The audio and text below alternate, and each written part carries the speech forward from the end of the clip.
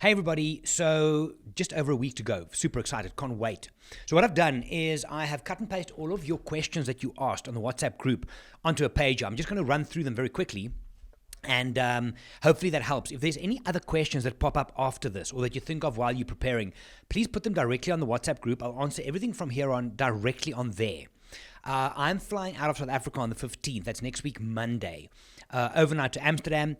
Then on to Oslo. The evening of the 16th, I'm spending in Oslo. Then the evening of the morning of the 17th, fly up to Longyearbyen. Then evening of the 17th in Longyearbyen, and then the 18th we board. So I'll be sharing some updates and stuff as I go as well, and what to expect and so on, like I did in the previous video.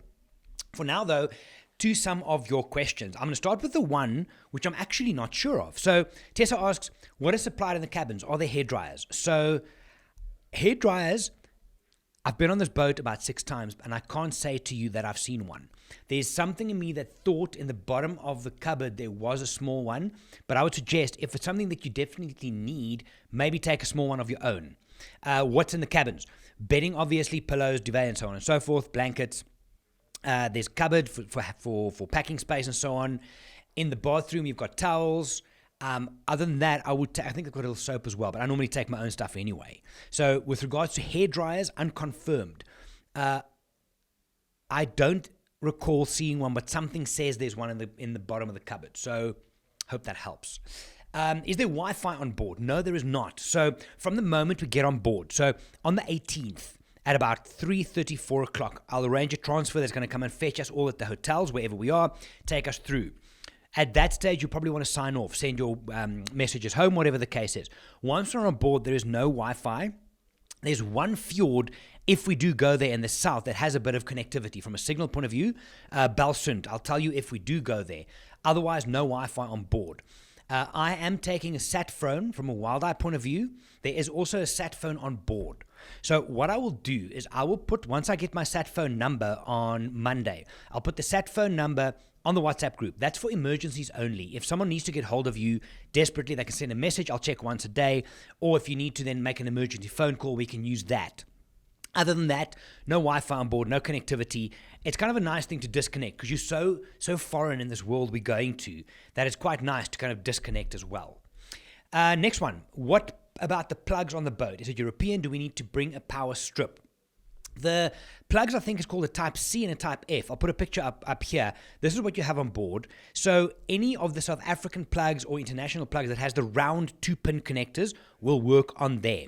From a power strip point of view, I normally take a small one with 3 or 4 extras. I leave that in my room to charge the basics, and then it probably is a good idea. Bring a small one with the 2-point Type C or Type F.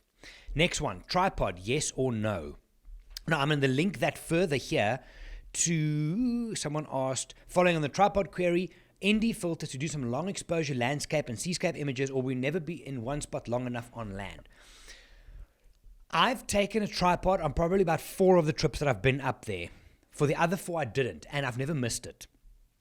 Normally, we don't have enough time on land to set up and shoot and work it and so on and so forth. I have had instances where people brought tripods onto the boat, onto the vessel, and they would set up, for example, with their big lens and photographing walrus on ice, whatever the case is.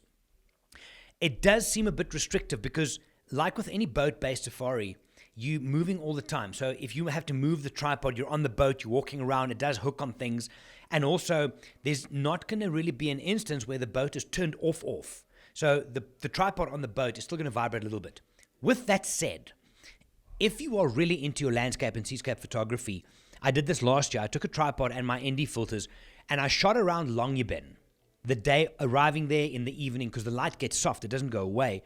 I did get some pretty cool images of the fjord in front of the town and all the little water streams and stuff in the town. So if that's the kind of stuff you want to take it for, absolutely. If it's not a mission, yes. But is a tripod going to make or break your experience? No, it's not. So I think decide for yourself. If you're happy to shoot in Longyearbyen and track the tripod with, yes. On the boat, no, not necessarily a major. So I would go with 70% no, let's go more. 80% no, 20% yes, if that's the kind of stuff you want to create. Right, where are we at here? Luggage, wheels okay. Softish Osprey bag on wheels. So the idea here is, yes, that's fine. Duffel bags are cool, and the soft Ospreys or North Face where it's got like a carriage and the wheels at the bottom, 100%. The main reason why we don't take or recommend to take those huge coffin type big hard cases is they have to be stored somewhere. So what we often do is, once you've unpacked your stuff, I'll come and fetch your luggage, the empty luggage, and I'll keep it in my cabin. There's a lot of space packing wise. But yeah, any softish bag with wheels, I've got a wheel Osprey as well, works perfectly well. Last one here, on the Zodiac, are we taking one or two camera bodies and the other lenses or converters? Is it too cold to add the converters on? So yes, I would normally try and take two cameras on the Zodiac, but it's 100% up to you depending on what you have.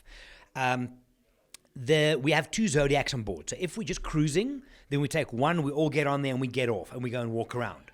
If we go on a cruise where we photograph from the boat, let's say there's walrus or a seal or polar bear, whatever we're going to view from the Zodiacs, then we put half. So then on a Zodiac that can sit 12 people, only have 6 people. So there's a lot of space.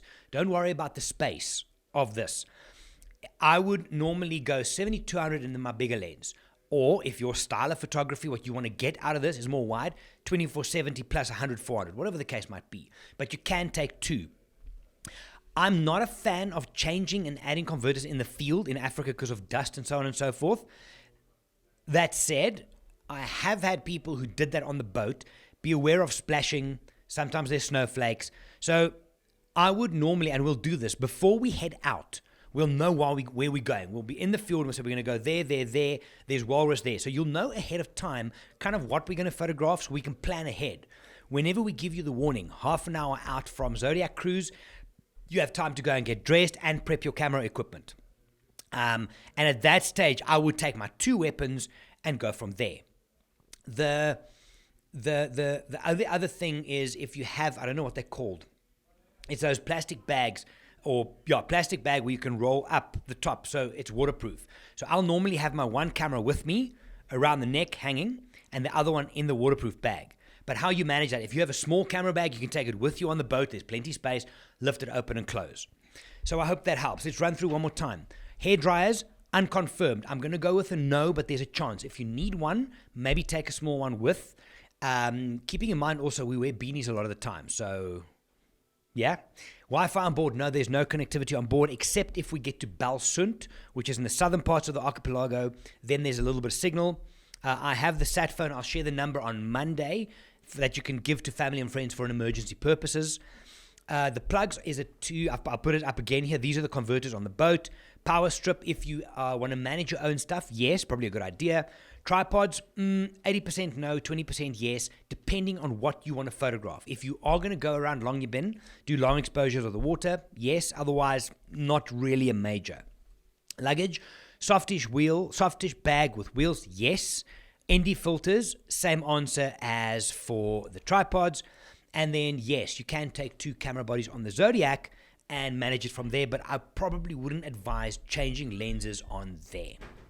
I hope that helps. So if you guys have any other questions, please let me know. Drop them on the WhatsApp, and I will answer them directly on there. If there's anything else I can help with, please let me know, and then I start traveling next Monday.